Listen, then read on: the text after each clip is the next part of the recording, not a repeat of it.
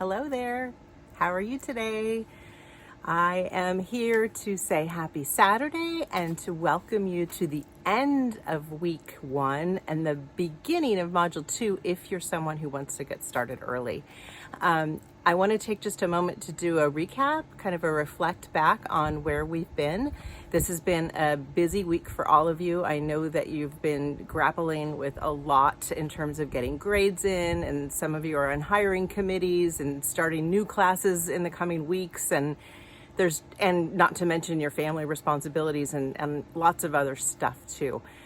So thanks for sharing that with me, first of all. It's helpful for me to know that and to keep that in mind as we move forward. And this week for me was very, very powerful. I'm reflecting a lot today on what I took away from our icebreaker. And if you haven't had an opportunity to revisit that icebreaker since you left your original response, I hope that you'll do that. And what I like to do is look for themes that emerge from those comments.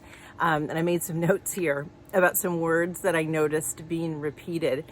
Warm, helpful, challenging, supportive, caring.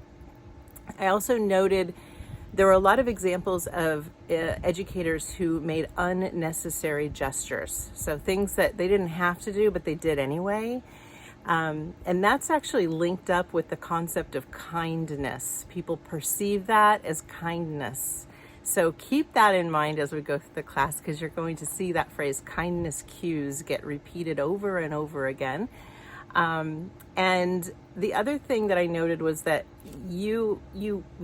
many of you, something that you said indicated that you felt seen, and that was something valuable to you. So as we move forward, what all of those things, those amazing characteristics of our memorable educators, what they have in common is connection, human connection. The opposite of human connection is isolation. And when we're teaching online, or when we're learning online, we, as educators and our students, are physically isolated from each other, right? And so many students enter into an online classroom where they can navigate that. It may not be ideal, but they can navigate it. Sometimes that's actually an improvement for some people based upon the trauma maybe they've experienced in face-to-face settings. But what's important is that every single human in your class feels like they can be who they are, feels included, feels welcomed, and feels valued and feels seen.